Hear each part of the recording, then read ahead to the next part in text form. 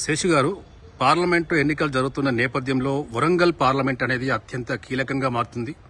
గతంలో కనుక చూసుకుంటే మన భారత మాజీ ప్రధాని పివి నరసింహరావు గారు కూడా మొట్టమొదటిసారిగా ఎంపీగా పోటీ చేసింది కూడా వరంగల్ నుంచి.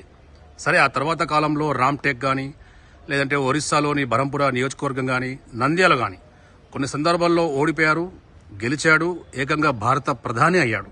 సో దీన్ని ఏ విధంగా చూడొచ్చు? భారతరత్న పివి నరసింహారావు తెలుగు జాతి ఖ్యాతిని దేశ రాజకీయాల్లో ఇనుమడింపజేసినటువంటి వ్యక్తి. దక్షిణాది నుండి భారతదేశ ప్రధానమంత్రిగా ఎంపికైనటువంటి మొట్టమొదటి వ్యక్తిగా కూడా పివి నరసింహారావు అని మనం చూడాలి. పివి నరసింహారావు ప్రధానమంత్రిగానే కాదు, దేశ ఎక్స్టర్నల్ అఫైర్స్ మినిస్టర్ గాను, అనేక ప్రణాళిక మినిస్టర్ గాను, అనేక రకాలైనటువంటి పదవులు అత్యంత సమర్థవంతంగా నిర్వహించినటువంటి వ్యక్తి.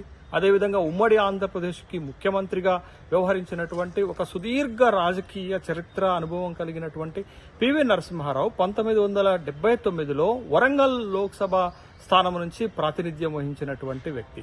1979 నుంచి 84 వరకు వరంగల్ లోక్సభకు ప్రాతినిధ్యం వహించినటువంటి, వరంగల్ నుంచి తన రాజకీయ ప్రస్థానాన్ని దేశ రాజకీయాల్లో ప్రారంభించినటువంటి పివి నరసింహారావు 1984లో జరిగినటువంటి లోక్సభ ఎన్నికల్లో వరంగల్ లోక్సభ స్థానం నుంచి అనూహ్యంగా పివి నరసింహారావుకి ఓటమి ఎదురైంది. 1984లో భారతీయ జనతా పార్టీ గెలిచినటువంటి రెండు లోక్సభ స్థానాలలో ఒకటి ఉత్తరప్రదేశ్ నుంచి గెలిస్తే రెండవది మన వరంగల్లో ఉమ్మడి ఆంధ్రప్రదేశ్ లో ఉన్నటువంటి వరంగల్ లోక్సభ స్థానంలో పివి నరసింహారావు ఓడిపోవటం అనేటటువంటి విషయాన్ని మనం గమనించాలి.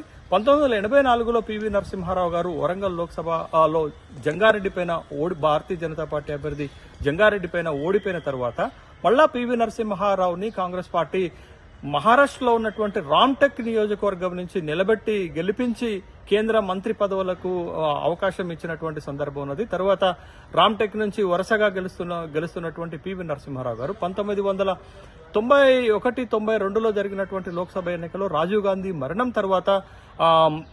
తర్వాత పివి నరసింహారావుకి ప్రధానమంత్రి అవకాశం రావడం జరిగింది.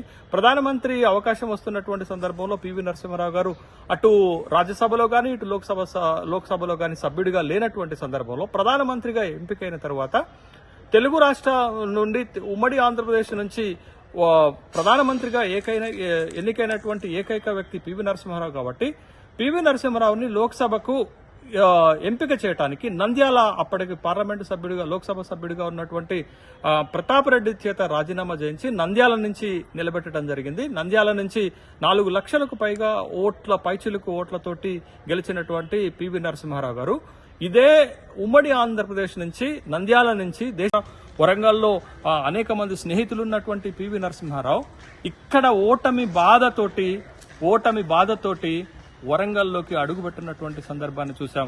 అయినప్పటికీ కూడా వరంగల్కి రానప్పటికీ, వరంగల్ ప్రజలు గెలిపించినప్పటికీ కూడా బయటి రాష్ట్రాల్లో ఇతర ప్రాంతాల్లో ఉన్నటువంటి ప్రజలు పివి నరసింహారావును హక్కున చేర్చుకున్నారు, గెలిపించారు.